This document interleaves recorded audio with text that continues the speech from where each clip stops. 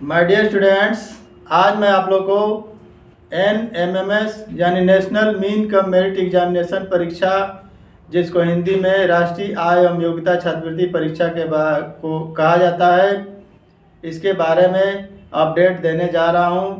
इस परीक्षा में कौन कौन से विद्यार्थी अप्लाई कर सकते हैं, इस परीक्षा में कौन कौन से विद्यालय के स्टूडेंट अप्लाई कर सकते हैं तथा इसकी और क्या योग्यता है, इसमें क्या क्या सिलेबस है, इसके बारे में मैं बताने जा रहा हूं।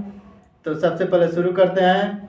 NMMS यानी national mean cum merit scholarship परीक्षा यानी राष्ट्रीय आय एवं योग्यता छात्रवृत्ति परीक्षा, जिसका नामांकन शुरू होने वाला है, जो 23 अगस्त 2023 से शुरू होकर 18 सितंबर 2023 तक होगा। इसमें जो विद्यार्थी इस साल कक्षा 8 में इनरोल्ड हैं, वे किसी भी गवर्नमेंट स्कूल या एडेड विद्यालय में यदि अपना नामांकन कराए हैं, वहां पर अपना रजिस्ट्रेशन कराए हैं, तो वे इस परीक्षा में अप्लाई कर सकते हैं।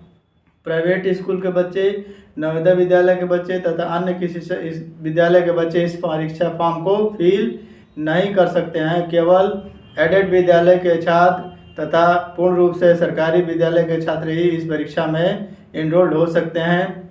उनकी माता पिता की वार्षिक आय भी निश्चित होनी चाहिए, 2.5 लाख तक होनी चाहिए तथा सभी विद्यार्थियों का आय प्रमाण पत्र बना होना चाहिए। सभी विद्यार्थियों का कास्ट सर्टिफिकेट यानी जात प्रमाण पत्र बना होना चाहिए। यदि आप जात से जनरल है तो आपको जात की आवश्यकता नहीं है, लेकिन यदि और किसी कैटेगरी में आते हैं तो आपको जाति प्रमाण पत्र की आवश्यकता पड़ती है। यह परीक्षा साल में एक बार होती है। यह परीक्षा नवंबर महीने में होगी।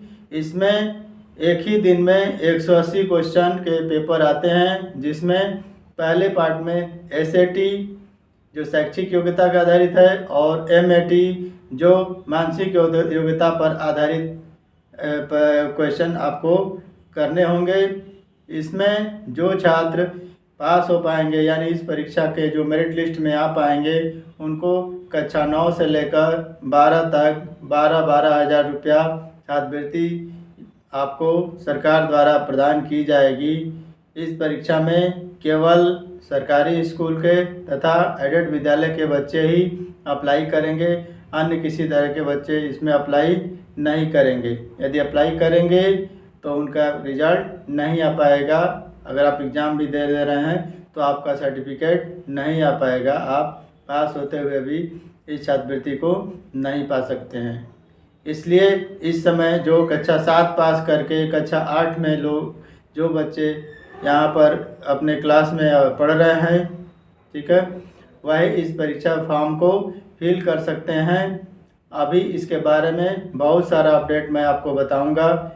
जो ही वेबसाइट ओपन होगी, वैसे तो आपको पता ही होगा कि वेबसाइट जो है ENT.co.in पर आप इस फॉर्म को अप्लाई कर सकते हैं, जिसमें आपका फ़ोटो और आपके सर्टिफिकेट्स यानी अगर आय प्रमाण पत्र है तो आय, जात प्रमाण पत्र है तो जाति, और कक्षा 7 का सर्टिफिकेट जो ऑनलाइन निकलेगा उसको प्रधानाचार्य जी के द्वारा हस्ताक्षरित कराकर फिर से उसको अपलोड किया जाएगा। पूरा डिटेल में आप लोगों को बताऊंगा। अभी आप लोग यही जान लीजिए कि यह परीक्षा का फॉर्म आ चुका है, जो 23 अगस्त 2023 से अपडेट होने लगेगा और इसका लास्ट डेट है 18 सितंबर 2023।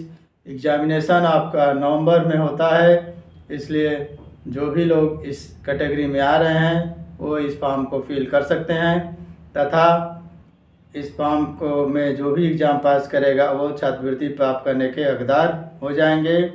यदि इससे संबंधित आपको कोई क्वेरी है तो आप कमेंट बॉक्स में डाल सकते हैं। यदि किसी प्रकार का प्रॉब्लम आ रहा है यानी फॉर्म अपलोड करने में या किसी तरह की और दिक्कत हो रही है तो आप संपर्क कर सकते हैं।